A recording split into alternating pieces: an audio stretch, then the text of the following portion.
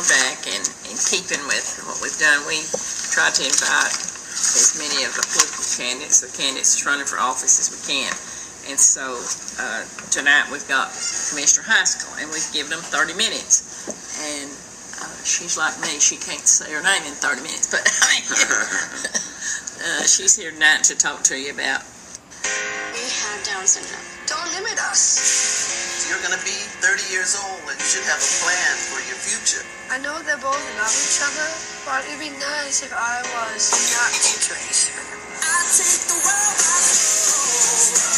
I'm gonna finish school and get engaged with or without my mom.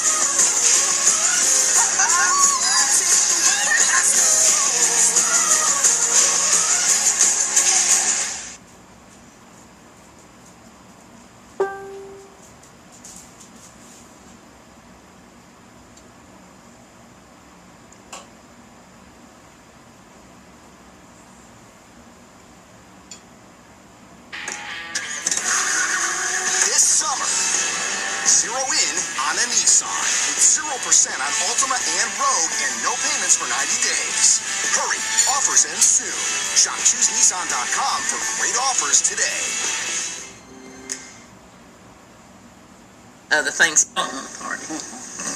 And that was to finish the industrial part. It was several things that we used it for. The capital leases. Now we buy equipment like the sheriff's cars if it's not in a SPLOST, or road department or landfill things that we put on capital leases, and they are paid back through the departments through the budgets of the departments that they go to.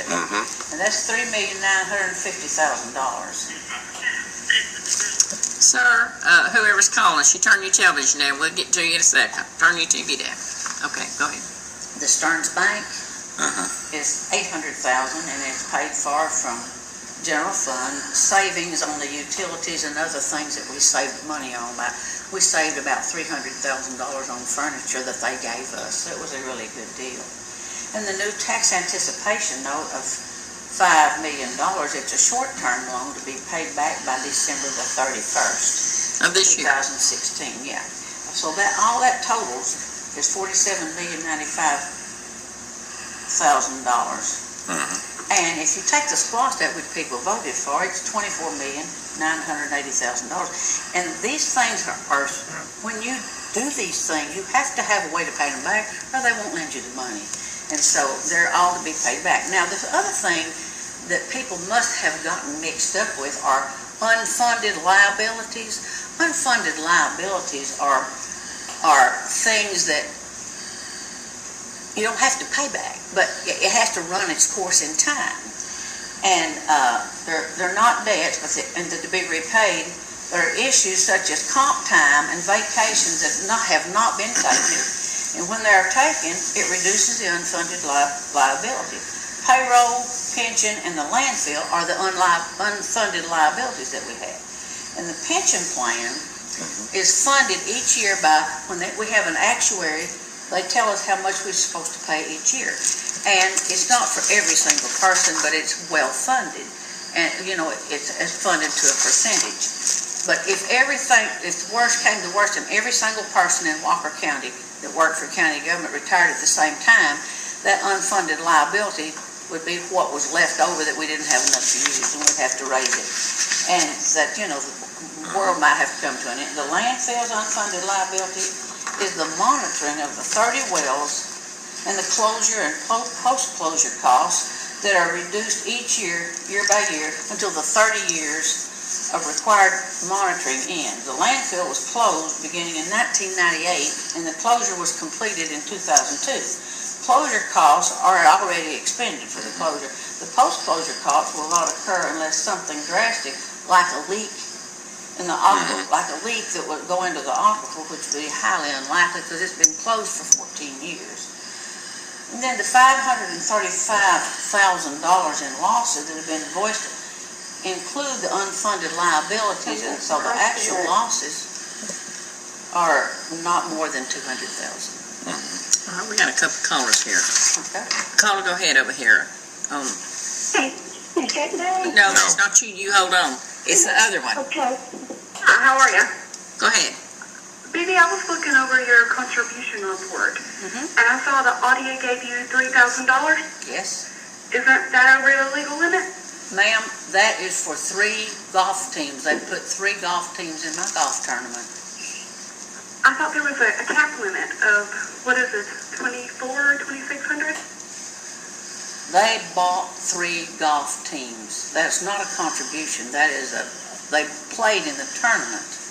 Oh, They okay. paid Well, I for was 3 just golf. making sure it wasn't a mistake. Well, let me tell you that every single thing on my contribution list is for the golf tournament. That's all the money that I had collected was for the golf tournament. So everything on there is somebody that either had a sponsorship on it or had a team or 2 teams or a sponsorship or something. Everything on that campaign contribution list is about the golf tournament.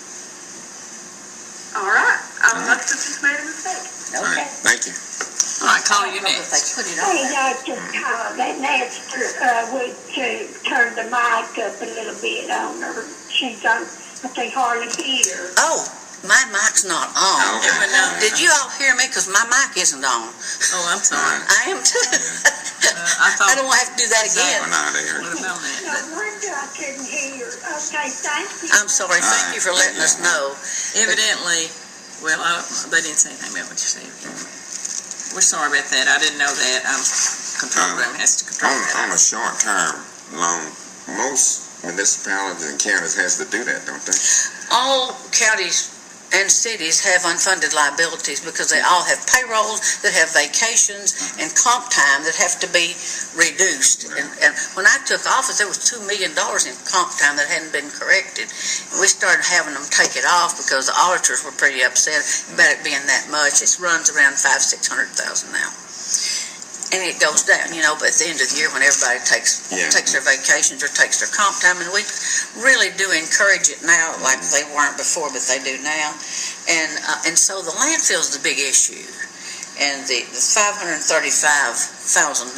in losses, most of that is unfunded liability. So it works its way out without ever having to come up with the money to pay for it. So that, if nobody heard it before, the $22,115,000 is the balance owed on the SPLOS bond, and that's covered by, we get money every month for SPLOS sales tax and local option sales tax. And that money goes to pay this back, and it was a 75% bond on the amount of money that was expected to be collected, so there's probably never going to be a reason why it can't be paid back. Tell me about why you have not paid the $75,000 on the Durham. Okay, I would love to tell you this because I've told it before and I don't think anybody was listening. It is $76,000 and we built a bridge and they gave us a certain number of days, and Bert Langley is the compliance officer, and he said that every day we were late they were going to charge us $1,000. And some other things were said at that time with Senator Mullis there, and so he said that he was going, if we didn't pay it, he was going to charge it to the contractor. And I said, I didn't think that sounded fair. I didn't know he was not serious. He was just being ill. But anyway, so I got a letter from EPD saying that we were 76 days late finishing, and that they wanted us to pay $76,000 and told me I had 30 days to answer. We had an engineer on the job who has documentation that we finished that job 40 days early. So I wrote them back a letter and told them that our engineer's documentation shows that we finished 40 days early. I have not heard from them since. Do you think I should send them a check for $76,000? They haven't said anything to me since that time. It's been a long time. It's their turn. I mean, they need to send it back and say, we're not accepting your engineer's information. We want your $76,000. When was that? It's been months and months. I don't even know how long ago. It's been months. It hasn't been a year, but may have been close to a year. But anyway, I don't think I should send them that money because they haven't asked for it again since I've sent them an explanation. It's on your list here. That's one of the reasons I asked you what that said this morning. Well, because people keep asking about this, and I think that Shannon Whitfield said this morning that Jill Weiss had called down there and it still hasn't been paid. And it hasn't. And I'm not going to pay it until I'm told that I have to pay it anyway. So they just didn't say any more about it. Right. Okay. The other is, there's talk about a new sheriff's office in the north end of the county, a sheriff's station. I guess I'm saying that right. You know, we've been planning to do a sheriff's satellite office in Rossville for quite some time.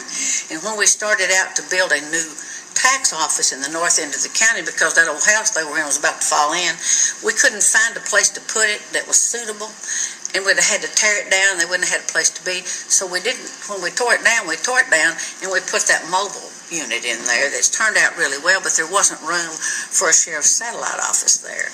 And so we still really have been looking for a place to put it.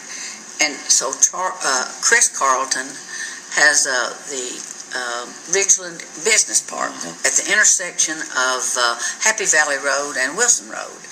And so he came before the Development Authority talking about what kind of incentives he could get to build this office. And so he ended up just saying, well, I've got a building that's already built, and I will give the Sheriff's Department 400 square feet to have a satellite office. Okay, so that's fine. I have a maintenance crew that builds whatever we need. They've got carpenters and everything we need. We've got desks, we've got lumber, we've got what it takes to build out that office. But I didn't know that somebody was begging for money. And I heard that this morning, which shocked me. So I asked the sheriff today, I said, I didn't know you needed something. Why didn't you tell me? You know we've got what it takes to do it. He said, well, I've got the inmates and somebody that manages the inmates. They're doing it now. So I think that neighborhood just wanted to participate and volunteered. And I don't know, but I really don't know why they were out taking up money. I don't know why. Somebody named Jim Hill, you know, he was on here with me one night. I think he might have started this, but I don't know for sure why. But I appreciate the help, but I don't want people to say I wouldn't do it because we didn't have what it took to do it with when we actually do. Well, Mayor Harris told me that at the Lions Club that Bruce Coker was there taking up money or asking for donations. That's very I didn't know anything about it, didn't hear anything about it until somebody called in the other night. Of course, I wondered why let me say this the sheriff didn't announce it. Let me tell you this about Bruce. You know, they raised money to build a building for the Stocking Full of Love that's over at the road department. And he gets out and raises. That's what he does. He raises money. I mean, that's not all he does, but he is the resource officer at Ridgeland High School, but he raises money all the time for the Stocking Full of Love and other things. And maybe they just thought that was a good idea. And it is, but it's not because I wouldn't give them the money. It's not because I didn't have what I needed to provide. Just put them in a big bare room. No, I wouldn't do that. Well, that's the issue. I don't think a sheriff's satellite office needs a bare room. It needs equipment. It has to have communication They've got to have computers. They got to have a staff. They've got to have computers and chairs. And it did time to fix the budget for. Don't you have to turn in a budget in October? Your fiscal October year. 1 is our new fiscal year, yes. September 30th ends. So they were talking about putting this in the new budget year, but I believe we can do it before the new budget year. I believe we can do it anyway. And I'm wide open if they need something. I've not turned the sheriff's department down for anything so far that I know of. And as a matter of fact, I cut $1 million out of the road department to give to the sheriff's department because they needed it years ago. And we got about a $2 million budget for the road department. And we've got a $3 million budget for the fire department. And the sheriff's department's got a budget of over $7 million. And so I'm not complaining because it's not near as high as Catoosa County's sheriff's budget. And they've got more territory to cover. And it's probably not enough. But it's all that the market will bear at this time. But before I took office, they had the worst cars I have ever seen. They had lots of mileage on them, and I'm not sure they were even safe. So we put them in SPLOST. But this year, this second SPLOST that we've got, we used it for something else, and it was because the industrial park, I'm telling you, I think that the industrial park was very well worth the investment because we've already got 3 new restaurants coming in because of it. And did you know that the people that maintain the equipment are starting out at $26.50 an hour. That's an unheard of amount of money. I'm telling you, they're starting just laborers out at $18 to $20 an hour. And why I like that so well is because our median income is very low. It's lower than Dade's. It's lower than just about anybody's. It's not as low as Chattooga's, but it's too low. And you think you can get retail business in here when your median income is that low? There's no way, because they feel like if you can't afford to buy what they're selling, they won't come. And it's not like we're not receptive to retail business, and retail business is what brings in our sales tax. But when you bring in jobs that pay that kind of money, then you've got people that'll build houses and buy goods, and when people see that people can afford to buy what they've got, they'll come there. One of the things that I heard Perry Lamb last night talking about, he wanted a nice restaurant, so do we all. But, we passed liquor by the drink, which I didn't get involved in at all. Then when we turned around and did Sunday sales, the only place that passed it was the city of Chickamauga. Now, I was hoping to get something like Red Lobster here, but they lose $10,000 every Sunday that they can't sell alcohol. So they're going to go to a place that allows them to sell Sunday alcohol. And as long as, of course, they're not in Fort Oakland, but they probably will come. I had talked to Chili's, hoping they might come years ago, and they said, when you get liquor by the drink, let us know. But that was before the Sunday sales. I want them dead. The fleas and ticks? Their whole gang. Only Brevecto kills fleas and ticks for up to 12 weeks with one tasty chew. Starts killing fleas in 2 hours and kills nearly 100% in under 12.